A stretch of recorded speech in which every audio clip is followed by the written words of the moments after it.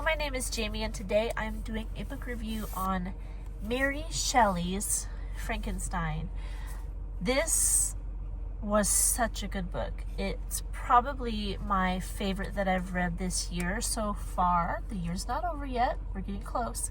But I read this for October, and I didn't know what to expect because the story of Frankenstein that I've kind of heard from people based on the movie, because I haven't even seen the movie, I thought it would be gory, and I don't like reading a lot of gore, so I was just like, I'll start it, and if it gets to be too much, I'll put it down. But surprisingly, there's not a lot of gore in this movie, this book, like none, pretty much none. The monster does kill people, but his method of killing is by strangling. So there's not like a bunch of blood everywhere, and it doesn't even talk about the act, really. They reference it in passing, like he'll talk about when he did it, but it's not like you're not there when it's happening. So it wasn't, I don't know, it's just part of the book, and it's a part of his character development, if you want to call it that. But I just appreciated that it wasn't over the top, because some books can be like way too much, but this was just in there to show you what was happening in the mind of the monster and in the mind of Victor Frankenstein. It was part of how they interacted with each other and the development between them. So it was necessary for the story, but Mary Shelley didn't make it like this, like she didn't focus on the act, which I'm grateful for, because I don't read these books for gore. I read it for the story and a look into humanity. But anyway, let's talk about the story first. So I'm sure most people have a vague grasp of the Frankenstein story. Frankenstein is actually the last name of the doctor or the scientist, and his name is Victor Frankenstein. The monster never gets a name. It's just Frankenstein's monster.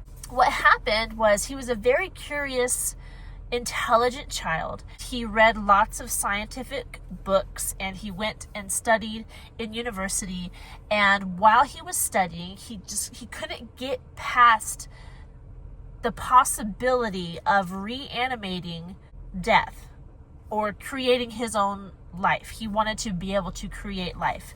Now, we know that is not possible. It is not possible to reanimate a corpse, at least not with brain function, and you cannot give a soul to something. Even if you did reanimate something, it would be like an automaton, like AI. You can't give something a soul. That is God-given, and there's no recipe for that.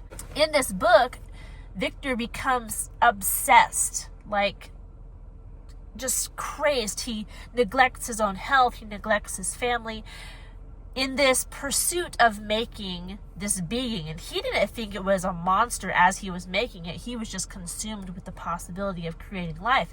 And it wasn't until the thing came alive and opened its eyes that he was stricken with the horror of what he had done. The whole book is about the monster trying to find his place in the world and realizing he has no place in the world.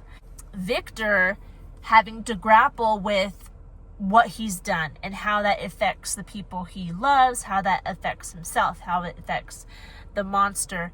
Like, it's just this whole novel about cause and effect and the horrific things that can happen when you try to take what God has created into your own hands. This book came with introductions and book critiques and stuff that Mary Shelley talked about her own works that I read, and it was very interesting. And one of the things she said was that when she thought about the possibility of reanimating corpses, it terrified her. Like, it's before she even started writing the book, just thinking about the concept was frightening to her.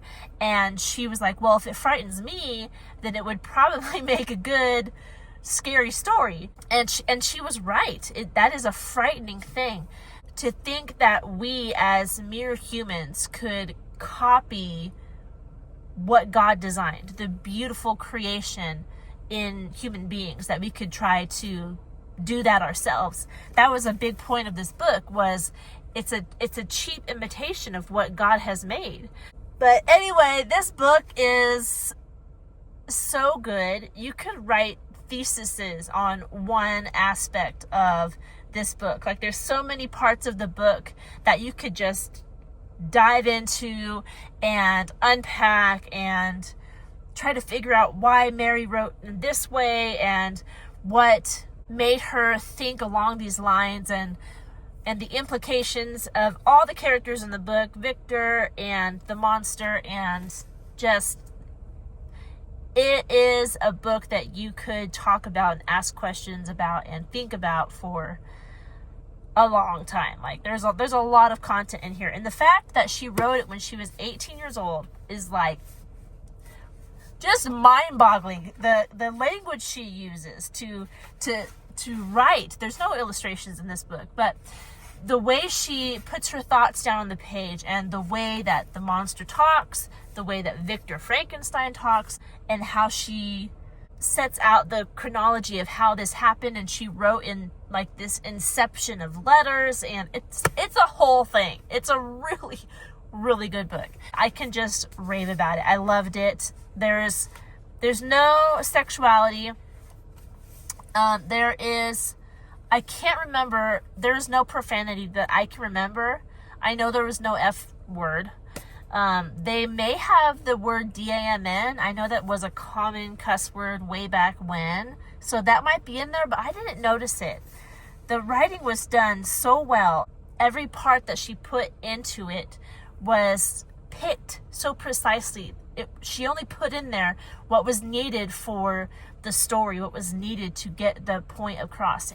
So there was no need for a bunch of expletives and a bunch of cuss words. I think they said good God as kind of like a instead of oh my G-O-D, they would say good G-O-D. So that's in there, and I don't like that. I don't like using the Lord's name in vain. I don't know if they were actually saying in the book God is good. It was more of a good G-O-D, So that's in there. I don't like that. That's something that bothers me, that people think it's a little thing, but it's a big thing to me. I don't like seeing that in books. So be aware that is in there. But as far as all the other cuss words, I didn't notice them if they were in there. So if you read this and you come across them, I'm sorry. I'm sorry I didn't notice them. But the writing was really good. The story was really good. I already kind of talked a little bit about the moral lessons in this book, but it was a big one, was how we can't hope to recreate the masterpiece that is the human body, and to put life and soul into that. It's just not something that we as human beings can replicate. It also talked about responsibility, because when Victor Frankenstein did this, he had a huge responsibility in bringing this thing to life, and he did not rise to the task. It affects the whole rest of the book, that instead of taking responsibility for what he had done, he tried to run from it, and it ruined everything. So this is a tragedy. The story is a tragedy, but getting there is, the journey is the fun part. Reading about all these different characters and the psychological things they're going through. If you aren't familiar with the book, it doesn't end the same way that the movie does. The movie has a different ending. So that was interesting to me, because my husband has seen the movie or heard of the movie. So he was like, what happens to Frankenstein and the monster, right? And, he told me. I'm like, oh, why'd you tell me? I'm reading the book. But then when I got to the end of the book, that's not what happened. So that's interesting in itself, that it's different than how people put it on screen. Another moral lesson that Victor Frankenstein said was to be happy in tranquility and not to have grand aspirations. I don't know if I said that right. I have the book in my hands. I guess I could just look it up real quick. Where is it? Where is it? I can't find it. Oh, here it is. Seek happiness in tranquility and avoid ambition. That was what Frankenstein took from the experience. I like that thought a lot, actually, because a lot of people want to be like something. They want to do something huge, you know, and a lot of people end up trampling on others, you know, to climb the ladder of success when you get there. And a lot of times it's like, why did I even do this? When you could have a simple life and be obscure and just enjoy the little things. I think there's a lot of wisdom in that statement from Frankenstein. Seek happiness in tranquility and avoid ambition, because ambition can hurt you in the long run. I would say, if you do have ambition, let God curb that. If you want to make something of yourself, I would humble yourself before God and give your ambitions and desires to Him and take whatever He has for you, because whatever He wants you to do is way better than whatever you thought would be great for yourself. So my little 2 cents there. It was not a long book. It was 275 pages long.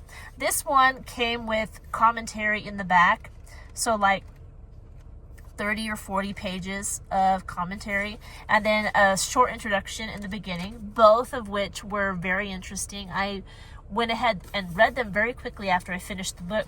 I learned from the book The Inheritance, where I spoiled the book for myself reading the introduction. So I waited and I read the book itself first before I read the introduction and the critiques and stuff in the back. I think I already said the original Frankenstein was written in 1818. I could go on and on about this book. I loved it. I absolutely loved it. I was surprised at how wonderful it was. I was surprised at the intelligence that Mary Shelley put her words together. And then learning after I read the book that she was only 18 years old was like mind-blowing. What in the world are we teaching our kids these days? Like, an 18-year-old could write this? What? But anyway, it was so good. I loved it. Highly recommend. It was a really good book. So that's all I have for you today. I hope I talked about everything I wanted to talk about. But if you have any questions about this book, leave them down in the comment section below, and I'll try to do my best to answer them for you. If you want to see more content like this, don't forget to like this video, subscribe to this channel, and I hope you are having a wonderful fall, moving into winter eventually. Have a good one. I'll talk to you later. Bye.